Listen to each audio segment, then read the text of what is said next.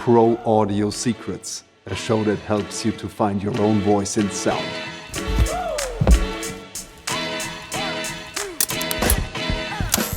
Everyone's music deserves the same respect and quality. The people that you're watching online, if you go and find out what work they've done and you can't find anything in terms of music credits, then they're just people regurgitating information online. My mission in education and coaching is to just launch people into a position where they feel confident to go and do it.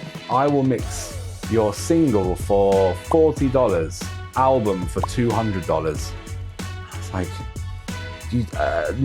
an album. You clearly don't value the art or your time to do that. And someone said to me once, like, if you give up, then it will never happen. In this episode of Pro Audio Secrets, I talk with mix and mastering engineer Jacques Jenkins from London. He actually runs the same project that I do, just within the music mixing and mastering field. It's called Pro Audio Academy. And that's how I found him, actually, while I was Googling my own name for my Pro Audio Academy. I found him and I thought, okay, this dude I have to get to know, because he actually has the same vision. He comes up with the same name. He has a similar thing going than I do, freelance work and also an online business. That's why I just directly, when I saw this, DM'd him on Instagram and asked him if he would be down to record a podcast episode with me. He said yes, and here we go. This episode is really about how to elevate as an audio professional within the world of online business and how to generate different revenue streams to sustain yourself and your business. If you're interested in that, this is for you. Let's go into it. You know, we are in contact because we both have the Pro Audio Academy running. Yeah, I couldn't believe that when you said that, and I had a look. I was like, oh, I thought that was a name I hadn't seen anywhere, but there we go. Yeah, I just Googled it myself again, and then it popped up. So, for how long are you running that right now? It's been some point last year, maybe September time ish. I've actually had the artwork done for a couple of years, I think, but I never kind of got everything up and running until the artwork, even with that name, right? Yeah, I've been starting for ages, and I finally got around to kind of doing something about online education and stuff like that, and yeah, so it's funny how it. I mean, as you said, it's a name that it sounds good, right? So. Yeah, I mean, I came up with the term pro audio in a way. As I'm not into music, it's more about post-production for video games and film.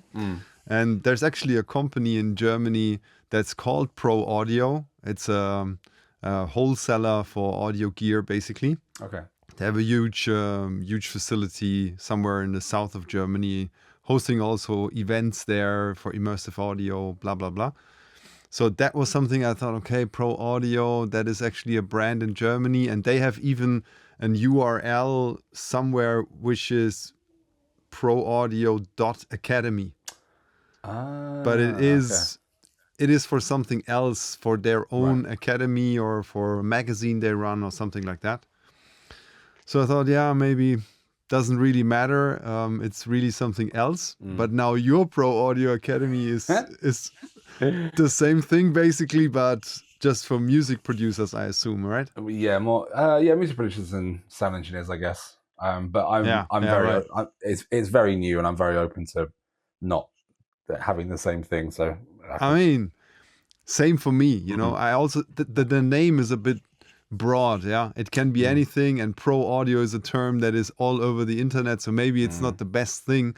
But now I also named my podcast Pro Audio Secrets. Cool. So it evolves all around this term. Yeah. I got also recommended that using the word pro in your, let's say, community name is not really a recommended thing. Okay. Because people always use that now for payment plans. Yeah. Go on the pro plan, go on the business plan, go on that plan. So it's a bit washed, you know, this term in general. But for audio, I still feel it has kind of an edge. What do you think? I think it does. But you are also, that's a very good point.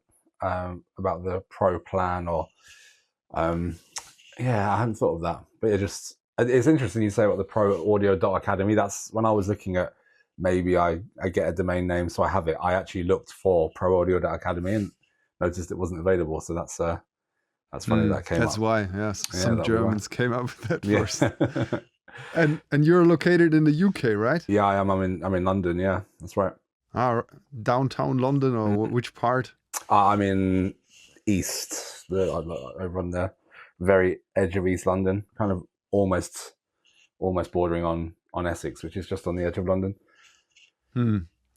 I just spent 1 month in London back in 2011 when I was interning at a couple of post-production facilities in Soho. Okay, nice. Yeah. So I was there lately, like last year in August. I was visiting friends who all kind of settled down in South London. Okay. So I experienced that for the first time, which was quite interesting because all of the Caribbean people there on a Sunday, like they blast their sound on sound systems at home. Like it was like, I have never experienced that. Like you walk through a neighborhood and you feel like there is a party going on in every second house and it's like 11 a.m. or something. Where was that? Was that like Brixton kind of ways? Do you remember? It sounds like Brixton, that kind of way. Peckham. Probably, yeah. No, it was I don't have the name right now available, but it's definitely South London. Yeah. So nice. Can you introduce yourself? What do you mainly do, and what is your mission with all in that? So yeah, I'm Jacques Jenkins. I label myself as a mixing engineer, but I do mastering for a lot of people, and I do Dolby Atmos mixes, which falls into the mixing thing. My mission with that is just to make everyone's music sound as good as it possibly can. Whether that's from independent artists to major labels, like everyone's music deserves the same respect and quality.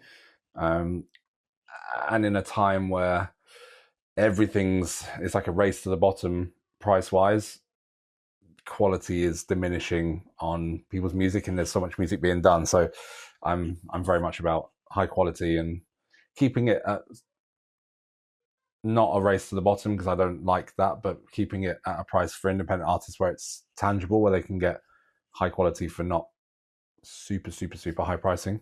Yeah. So that's me. And you're also involved in education, right? Correct. I always kind of forget that part. Yeah. So I'm also a lecturer at Point Blank Music School in London.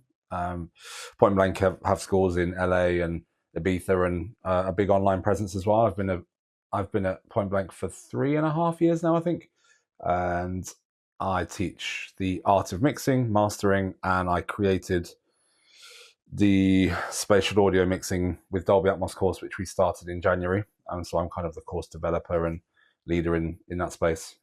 As we, in October, opened a new building, 2 floors with 16 new studios, and 2 of those are Dolby Atmos rooms. So I took it upon myself to lead on the spatial audio front, which has been very fun. And I get to be in an Atmos room every week for free, which is nice. Definitely. I also owned a Dolby Atmos studio once. Okay. I was early on in that thing, maybe with a Dolby Atmos home, because I always worked around the format in all the post-production facilities, but I never got really hands on it because my last couple of years I was more into recording and performing Foley, so I was not too much on mixing rooms anymore. And then I thought mixing in Dolby Atmos could be a nice opportunity for me to be involved in mixing again within music, because I don't have the credits like you, decades or many, many years of mixing music. So getting into mixing music professionally, I think it's a bit late for me now. So I thought doing the Dolby Atmos is a kind of a way into the industry, because it's basically most of the time, at least for now, remixing stuff that is already done. And I could just use the format and be creative with that. but it actually never came to that because I was still busy with my Foley stuff and building my brand and whatever. So I never really touched it again. And then I had to leave this premises there because of a divorce. And so now my studio is again only about Foley. So no Dolby Atmos yet, again, in my life. Well, it's what's you say about the maybe it's too late to get into mixing, but with Dolby Atmos in music specifically, it's only really been happening for the last 2019. So yeah, about 6 years. As a platform for music, it's still very new. So it's Yeah. Then you're not old to that because it's still relatively Yeah, new exactly. in the scheme of things. So, that was the thinking behind it. Yeah, but mixing properly like you do from scratch with productions in, let's say, in stereo, that is something I feel like I lack the 10, 15 years of experience to have the pedigree right. that I have now in my own professional field, which is audio post-production for video games and movies. Yeah, but then again, I'm happy to do what I do, and but I envy you. I envy you a little bit that you can actually do this with Dolby Atmos. And you mentioned working at that school, but I saw you also sell a course, and you have a membership that is available. And as I want to explore in this podcast business opportunities for audio professionals, also in order to get inspired for my own business, because I see being a freelancer these days, it doesn't really cut having a couple of clients and just work as a freelancer and then rely on those clients forever. The industry is so what's the right word for that? Vulnerable, let's say, that I see having different strategies is really necessary and needed. So can you share a little bit about your strategy, how you run your business, and what's the different revenue streams? Yeah, for sure. I mean, the whole private education thing for me is very new. As I say, the Pro Audio Academy for me started last year. What I kind of see online is a lot of people that do things on YouTube, have a good following online, then start selling courses. But I always say to my students, if the people that you're watching online, if you go and find out what work they've done and you can't find anything in terms of music credits, then they're just people regurgitating information online. So I always direct people into channels of people like Eric Valentine or whoever it may be, that people that have done big records that show they're working on those records, because that's tangible experience and outcomes.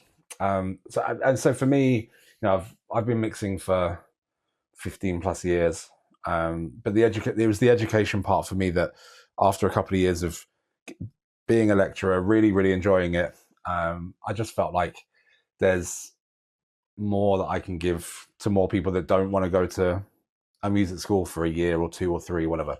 And I also discovered quite quickly how many people were willing to invest a good amount of money to get places that bit faster. So that was eye-opening, and I just thought, there's definitely something here. And the education I love, talking about mixing or mastering or Dolby Atmos, whatever, I also love because it's what I do every day. So it's not, to me, it's not work. My whole thing really is trying to take people that may have the information you've watched, whatever, online, been on a music production course or whatever it might be, but it's the years, as you say, it's that years of experience that is hard to get. And what I'm trying to achieve with people that I coach and bring into my workshops, things like that, is accelerate the learning, but in a professional context. As I say, I love being at Point Blank. I love being a lecturer there, and I could talk about mixing all day long. I could talk about mastering all day long. So to get paid to do that is great. But from a mixing perspective, 9 weeks with me, they'll understand the basics of EQ, the basics of compression, the basics of distortion and reverb and delay, like everything to kind of create a mix, but you're not a professional mix engineer after 9 weeks. And I always make that very clear at the start. So where I'm trying to fill in the gap is with people that may be on a degree like that and really want to pursue it as a career and kind of get good professional knowledge and understanding.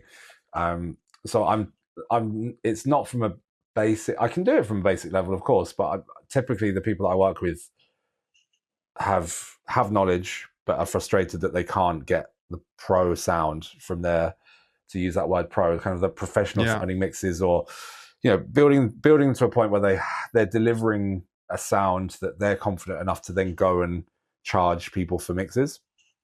I see. Yeah. So yeah, that's kind of where I sit, and it's still very much a growing thing for me. In fact, talking of investing in yourself, I've just invested into a 4-month coaching program myself, to help me build whatever name it's going to be. Probably won't be the Pro Audio Academy, but build a one product that contains coaching and some online video stuff, and there's community attached to that. Because what I found from trying to running the one-off workshops have been great, and they're, you know, that can make me, you know, I did one that made me £1,200 for a 90-minute workshop. So it's, and that's like the equivalent of me doing 4 mixes in a month, you know, for a 90-minute workshop. So again, there's good value there. But what I found is, if I'm trying to push a workshop and trying to push the one-to-one coaching and trying to push the community and bringing people into that community to do stuff there, it's lots of things to try and stay on top of and try and grow.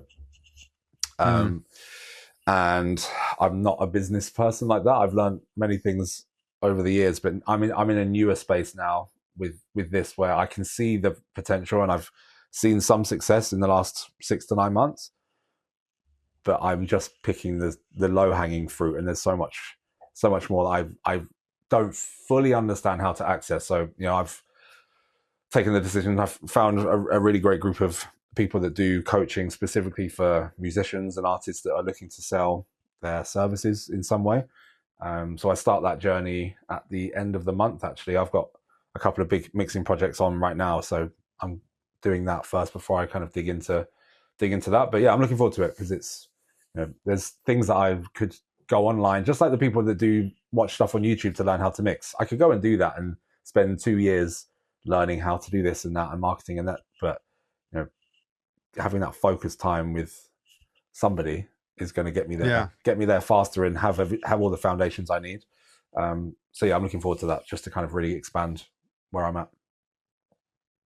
Yeah. So let me recoup real quick, Yeah. to be on the same page. So your business strategy is, on the one hand, presenting yourself as a professional mixer with 15 years of experience, and differentiate yourself then from all the people who claim to know stuff, but they actually learned it online and don't have real credits.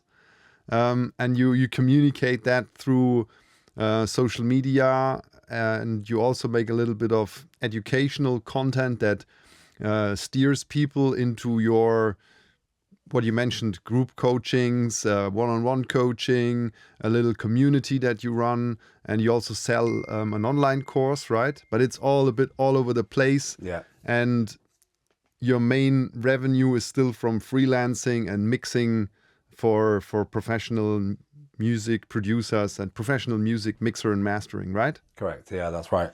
And now to elevate in that quicker, you want to invest in yourself and book coaching to get to the next level and dense down all the learnings that we need to do as audio professionals in business, and especially in online business, to get that thing proper in a shorter amount of time. Yeah. And that's actually also the same thing that you offer within your coachings to help audio people to, you know, dense down all the knowledge that you gained through 15 years in order to get them quicker onto the path. Yeah. And also what you mentioned is that you have an avatar already in your, defined, of people who you want to work with in terms of the education. Yeah. Yeah, correct. Yeah. So all these things are so relevant for us now as audio professionals, social media, online business, marketing, copywriting, sales funnels, Yeah. websites, Yeah. conversion rates, and and all that in the end is nothing without delivering the value, right? Correct. Yeah. So coming up with value is the most important thing that we have to think of when we want to do online business, as far as I understand it up to that point. Yeah. Yeah. And No, go. just Sorry. one more, Yeah, please. I just add one more thing that I currently discover in order to be quicker in my learning in this online business world. It's basically me joining an online community for professional creators. It's called The Lab from Jay Claus. Okay. And there are certain criteria in order to get in there. But when you're in there, you have around 400 professional creators who exchange their learnings, and you have the mastermind behind it who's always guiding everyone, and you have a lot of value there. It's also a significant investment. For me, it was around $2,000 for the whole year of being in this community. So how much is it for your 4-month training? So it's £3,500. Yeah. Or is that dollars? I can't remember now. They work in dollars. I think it might have been $3,500. Either way, yeah, it's that. But it's around that. Yeah, and I've already been added into their community, and I'm in a channel where there's like yesterday I joined into something about it was a messaging clinic, so everyone that's part of the coaching program can join these planned things. There was a sales one's related to sales calls today. There's one related to messaging, so I can already see there's quite a lot of stuff going on, and they've got some online stuff which I haven't looked at yet. But yeah, it's interesting you say about the avatar, because that's the first thing that they had me do was fill out a very lengthy form to build this avatar of who are the target people, etc., with a load of ChatGPT prompts in there to kind of build social media ideas and profiles of these type of people. And I found it really interesting to do that because, as I say, I've kind of had some people that were the right kind of people. Like the first person I did coaching with, it's not because of that, but she came to me to kind of, she was in a good place with her knowledge, and her mixes and her mastering was sounding okay. But she wanted to kind of do the next step. And she's now a mastering assistant at Metropolis Studios in London, which is one of the biggest studio complexes in the UK / the world. So she took that next step, and I kind of coached her through like this, that, the other. And yeah, I mean, as I say, I don't take any credit for her getting that job. She got that job, but and now she's at the studios. Her ability is, and the sound that she's delivering out of there is way higher. And I use her for mastering now, and a lot of my clients that I work with go to her, and she's become their go-to person. So I know I can help people do that. Not everyone's going to end up with a job at a studio, obviously, but it's I kind of feel like it's, for me, it's not, I can do beginner, but to go from beginner in over say 12 weeks, 16 weeks, you're only going to get so far. What I want to do is take the intermediate people with understanding that are kind of struggling to go up a level, and I've been through that, and I can do it now. And it's amazing how simple it can be. Sometimes it's just the internet makes you think you need this plugin, you need to do this, you have to do this process and that process. And that's, I describe myself, when I started doing Instagram, like video, social media content, I described myself as the anti-YouTuber.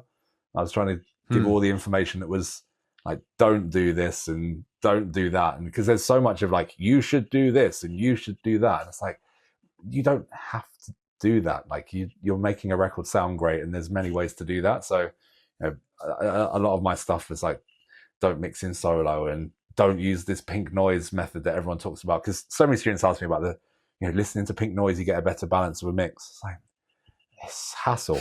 Like, you can do that by using faders in your ears. Like, why all this nonsense? And there's so many videos of people regurgitating the same things. So I just thought, I'm going to go away from that and just be trusted as giving advice that's just different to everyone else. And people seem to like it. So that encouraged me to do more. I've fallen off I think, as we all do. You're very good at posting. I've kind of fallen, where I've been busy from the start of the year, I've fallen off a little bit, but I will be back on the content machine soon enough. But yeah, I'm very much the anti everyone else message, and just I want to deliver the message of, if it sounds good, it is good, because that's what we're chasing. Exactly. And there you mentioned also a very important word. It's called trust, because that's what we have to build online if we want to convince people to either work with us or learn with us. And actually, we not only have the same idea about Pro Audio Academy. When I think about my avatar, I also enjoy working with intermediates and, let's say, juniors who already finished their education way more than with, let's say, high school kids who don't really know if they want to get into audio and know nothing. Right. I experienced that myself when I'm teaching at Cologne Game Lab. I'm working there more with developers of all kinds, but not really audio people. So there, it's a different game, right? But I explain the fundamentals. What is a waveform? What is, it's so different to do that and helping someone to get to the next stage in their sound design process and tell them like the little things that I can notice from my experience that they might not see from, like, let's say, having 10 years less experience or 15 years less experience. I just see some stuff that they don't. And to give them those ideas then can elevate them really quickly, because they already know what to do and what they want to do. But then to see like the little things that make it a bit more, a bit more to the next level, then they can get there. And I assume it's the same with music. And yeah, I really enjoyed that we have the similar career incentives, but do completely different things. Yeah, it's cool. I think on the what you say about building trust, like what you've just described there about showing people things that kind of they wouldn't expect, or taking it to the next level, that builds trust in itself, because it's you're not hiding anything. I say to everyone, I'm not gatekeeping anything. I'm not going to hide anything that I do. You can go and replicate it, but I have no issue on you knowing that, because we're not in. You're going to go and do this, and I'm going to go and do that. And I always joke that it's dog eat dog, and I'm going to eat the dog quicker than you will. But you just have, it's competition. So push me, and if you push me, I'm going to push you, and it's a good thing. Yeah, I think that not hiding anything, that builds trust. And something that I've found from doing my semi-regular workshops, which are just one-off events that people can book a place onto, what I found is that most people that do one are then at the next one, and then at the next one, because you've built that trust. You've let them in your world for an hour, 90 minutes, showed them everything they want to see from a professional release or whatever it might be, or focus on a specific area, and then lo and behold, they want to come again. And what I've slowly done actually is made the workshops a bit more expensive, and they book onto it each time. So that was the other thing for me, is like I see how when you let people in and they're invested, they come back. But I have a small handful of that happening right now, right? If I had a bigger pot of people like that, then that makes it a very viable pot of money that happens, and it's ultimately helping people do better and inspiring them to go and do it professionally and not feel like it's not possible.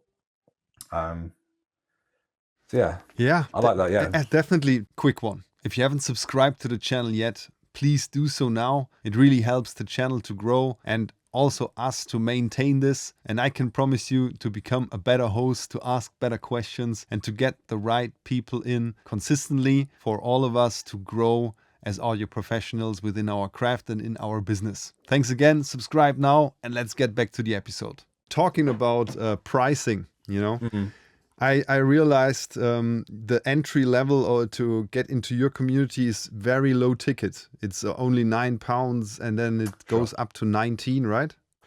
For the community, Yeah. And also yeah. the course, the online course is also just around £9 right now, right? Yeah, so that's stayed that way because I forgot to change it, but I left it at that as a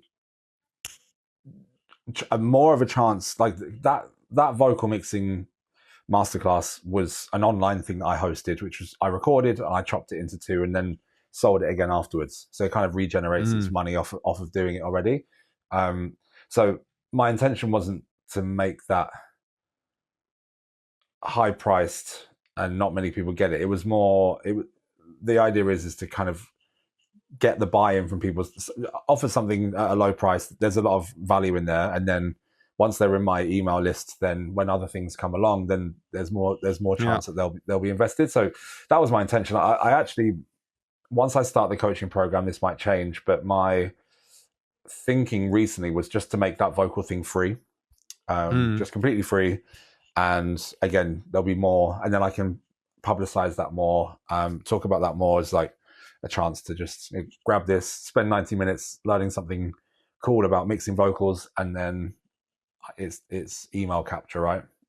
It's to get people dangling the hook so the fish will come, Definitely. I think it's a good strategy to have a nice freebie. Maybe you can, there's so many great people online who teach this kind of thing. I just watched a podcast episode with the guy who helped Alex and Layla Hormozi and also Gary Vee to scale their content creation game. And he's on the podcast with this guy I'm learning from, Jay Claus. He has his own podcast, Creator Science podcast. So I watched that brand new episode with that guy who helped those big guys. Right. And he's now doing his own company, agency, whatever, and sharing his strategy. And he actually makes a course that will be free on YouTube. And then within that course, he implements a couple of freebies. So worksheets, and for us, it would be maybe templates or, production plans or whatever makes you actually do the thing that you learn. Yeah, right? So we teach something, best practices, some things that we know from our years of experience. And then people learn that, and we want to, make it not entertainment is what he said, but educational. And educational is then when they act on it. Yeah. Right. And then to give them some freebies that help them while they are acting on it to make it even better and more efficient. So he's using that strategy as freebies. So the course, let's say your masterclass is free, but when you have a couple of other freebies around that, you can then even gather more emails, because imagine your course is on YouTube, then you don't get a lot of emails just from a landing page, right? But you could then make a lower third information, freebie XY, XY, what I just talked about, that is available on that site, and you just go there and download it, and that's how you grab the emails, right?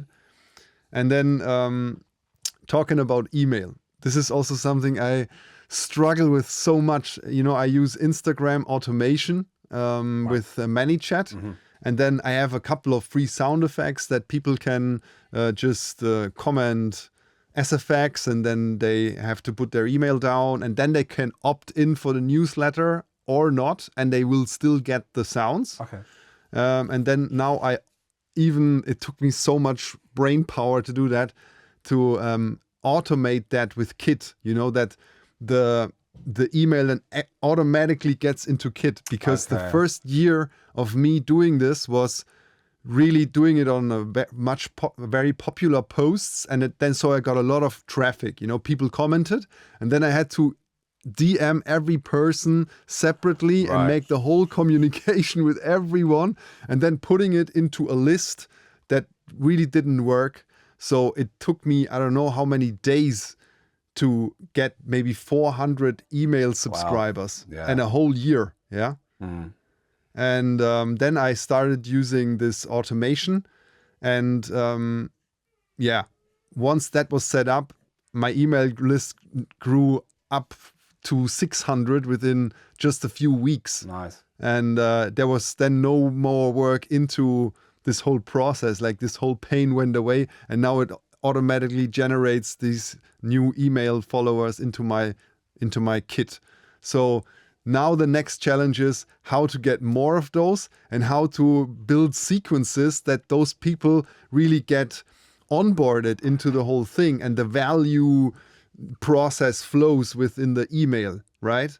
Because now, okay, I put my email down and I just get one email that tells me like, accept, and then I have subscribed, and then nothing else happens until I write my first or my next email to everyone. Yeah, and then they might end up getting that. So I need a sequence now to introduce people with the first email. You get that automatically, and then after a week you get another one automatically. And first one needs to be like, okay, put that email out of your spam and respond with yes, so that you don't end up having all your mail. So this is a whole knowledge stuff that you have to learn if you want to be in the online business world. And this is exactly why I'm doing the coaching. And it's just hearing you say all of that instantly, like all of my pain points of why I'm doing the coaching. I was like, it's the building the email list, it's the automations. I've used ManyChat for workshop based stuff, and again, it's been useful, but I did it on the free tier. And from what you're saying here, it's like, it works when you do this, but then you have to do the emails in a sequence. And I was like, and that's all the stuff that I need to want to understand and get working, because when you have that machine working, then the time it saves you, right? But it's just getting this is so insane. And I just look up to that guy, I'm paying to learn from him. And he just told me, like, dude, give yourself a little bit of slack or time, you cannot. I'm doing this for 7-8 years now, and you cannot expect doing this for 1 or 2 that you are at the same level. He said, good news is, all the things that are lacking, so you're like smart enough to figure it out, but now you need the time to implement that. And I have some experiences already that can explain a little bit, because I interviewed a guy who is like the king of online coaching within the sound design field for video games. His name is Akash Takar, and he's doing that also for 7-8 years now. And he's working off his email list again. Back in the days, for 1 year ago, he had maybe 6,000 on his list. Wow. And he told me back then, I'm using a community platform called Circle, and then I write emails, and then people opt in for my courses. Sometimes I sell out the course within seconds. And then he told me a little bit more about how he structures that, and so many things that I could maybe understand. I understood his words, but to understand what it actually means to do this, no chance, I even had problems to figure out what Circle is and because I was so busy with just keeping up with my content creation, right? So to get that thing nailed on top of it was just not the time. But now the content thing works, and I had then enough time to reflect on that and figure things out myself. So now I really understand what he meant. And now I already have my own little Circle community that I, how do you dig that out of the ground or whatever? I created that. It took me maybe 2 months of just deep diving into this, but then it was there. And I did a couple of webinars and promoted it all with organics, but really like full on. And now I have maybe 10, 12 people in there that help me now to really beta test the whole thing and to get the value right. And that is maybe the last thing before I let you talk again. The thing because of the price, because I'm interested in why you chose this price. And the thing is, with my pricing, it's a bit higher. And my initial thinking was, I want even a higher ticket than that. So the beta testing high ticket is now 1,000 euros per year. Okay. And I wanted it to be way more expensive than that once it is really like proper product. But then I engaged with my audience and asked them, like, what would you be willing to pay for a service like that? And then the answer were like, yeah, between 100 and 300 per year, maybe. Yeah. And then I asked my mentor, Jay, about this. And then he said that the problem is that the perceived value is at that position. You know, people see the value in that area. So you haven't communicated the value of 1,000 per year. And that was a big learning for me, that to be really concise and precise about the value and actually also deliver the value. Otherwise, it doesn't make sense.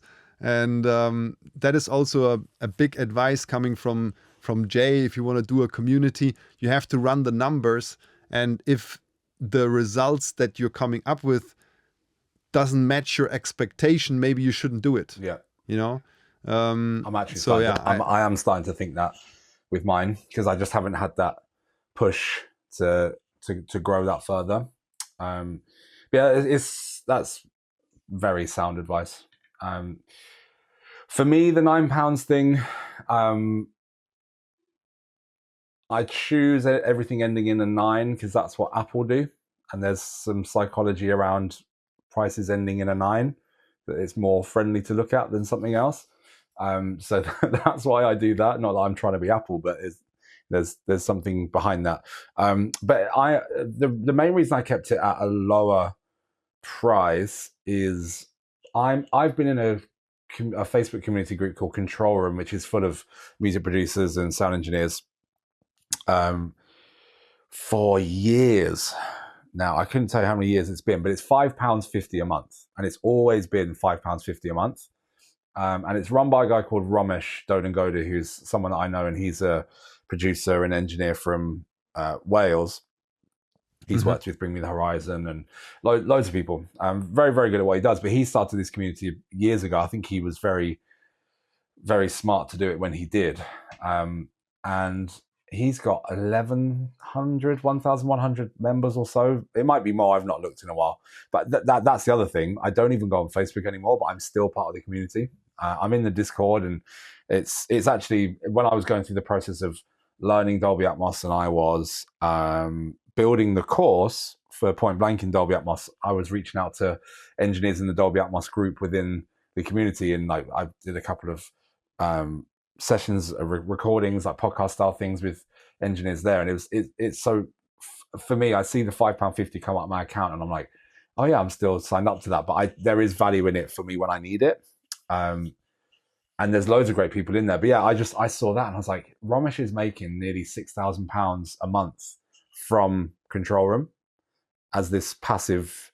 Everyone's just paying their money and stays in there because it's so cheap, but it is about volume.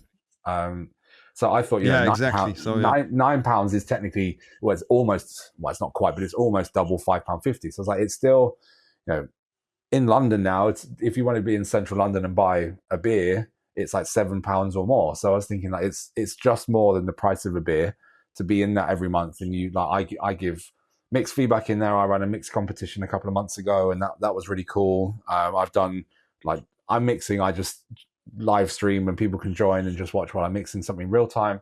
I've got people that just submit stuff for feedback before they're releasing it or working with someone. So there's definitely value in there, but I just haven't had the time, and this is why I want to understand things better, or like package everything better is so. But I don't have, essentially right now, the platform that I use to host a community, I have enough people in there which pays for being on that platform. So it's not making me money, but what I'm doing is keeping people in there and giving them value, because then and then building more trust. Correct. So what platform do you use?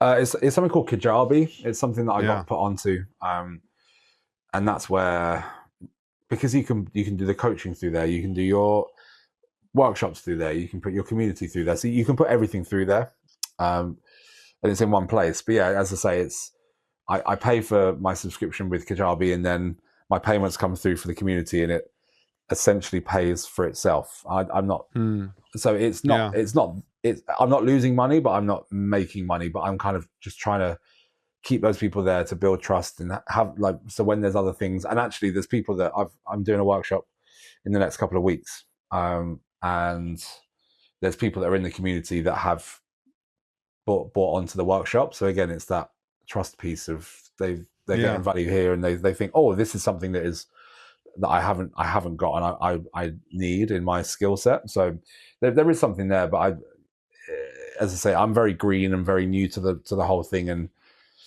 just thought, well, from what I can see, is that the offer you make is more of a high ticket offer, because there's a lot of time with you involved, and imagine 1,100 people sending you mixes and you have to review them. Right. Then it is like a full-time job and you have to hire people. So then, the volume of doing that should be reflected in the price, so that you would be then also able to hire people and do all that.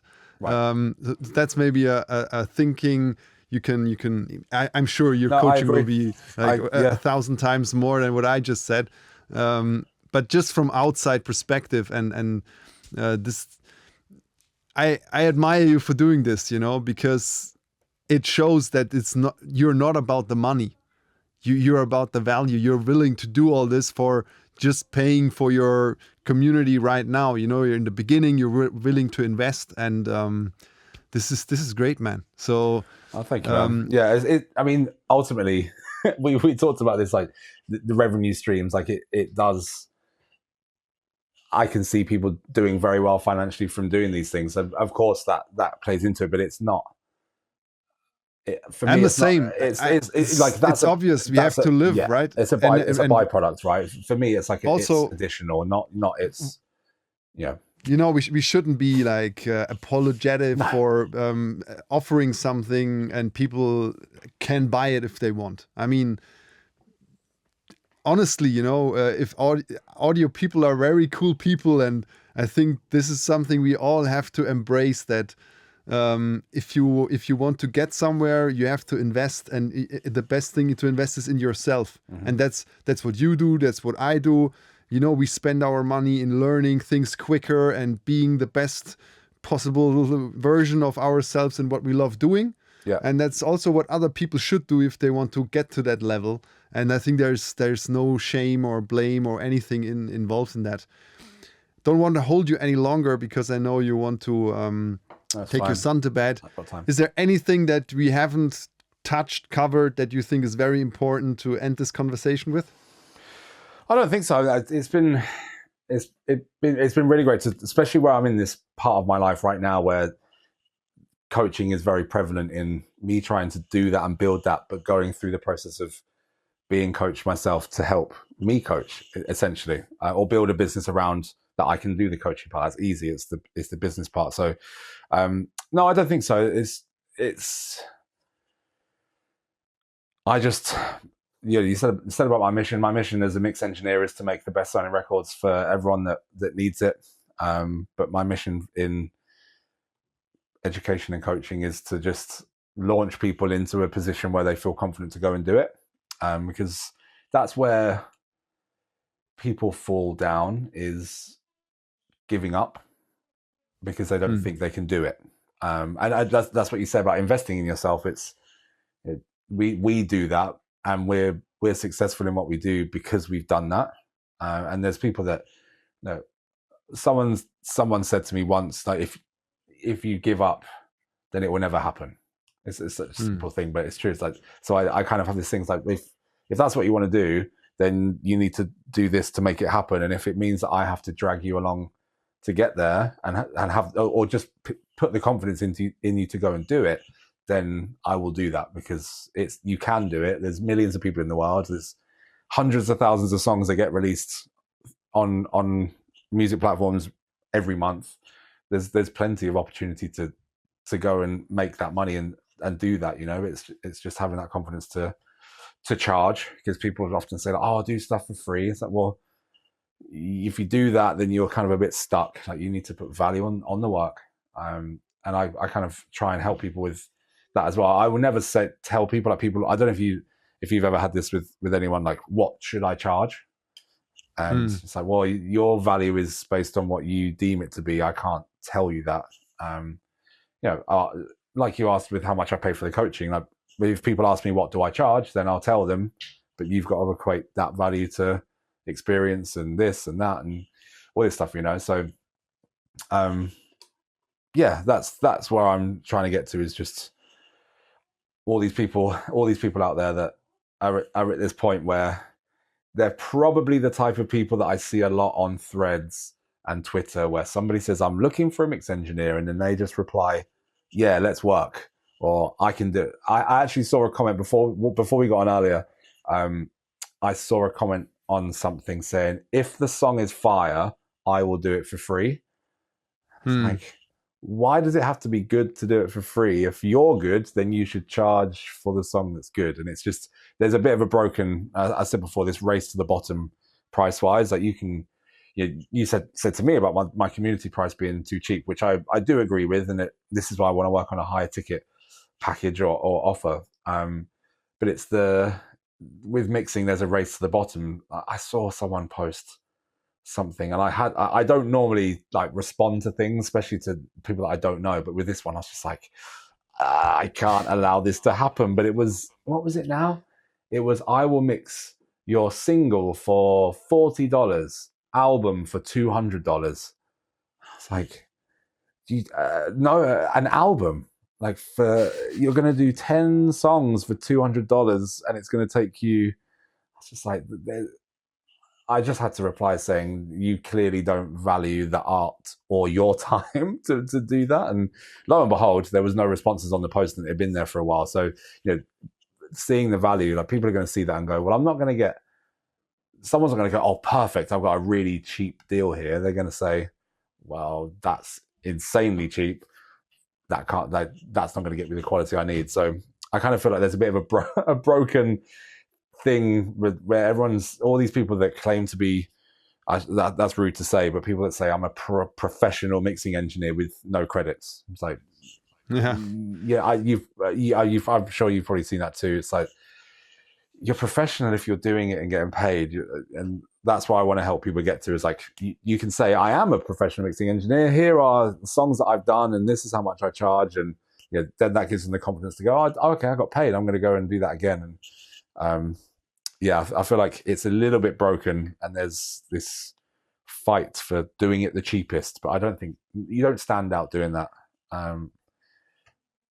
So yeah, definitely not. Yeah, I'm trying to slowly but surely do something about that. Upskill people and make sure they go into the world and don't devalue the product and the knowledge and the experience and the time that it takes.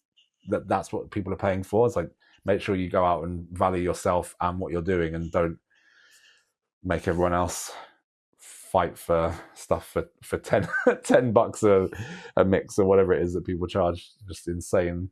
You may as well not have charged anyone. Yeah. But yeah, there's my little rant anyway. But it's all on my mission to kind of stop that from happening and get people delivering quality work for a price that they deserve. Thank you very much for doing this, for taking the time, also to talk to me. I really appreciate it. Yeah, thank you. And thank you for having me. It's been great to chat to you. I had no initial thoughts on where the conversation was going to go. I was just looking forward to talking music or whatever it was, but the direction we've taken has actually been almost a bit like therapy in a good way. Like talking out my, like, I'm stuck here, or I'm trying to do this, and where we align on certain things. And it's been great, actually. Thank you very much for having me. Thank you. Enjoyable. Awesome. Thank you very much for staying up until the end. It means a lot to me, and it also means that you are very dedicated in order to get to the next level, either in your creative craft or in your business. And as audio professionals, it's very important for us to elevate within our business, because the industry is not very stable. I think that's true for the music business and also for the sound post and video game audio business. If you haven't subscribed, so please do. And if you have further questions, put them in the comments or reach out to me or Jacques on our Instagrams, LinkedIn's, DM us. It's more than welcome. We are ready and willing to help. help also to get to know you and for collaborations and networking on the highest level is by giving out value. That's what we do here. That's what we try. I hope it is being received. If there's anything we could do better, please let us know as well, because we want to get better. Thank you very much and see you in the next video. Peace, the Foley Teacher.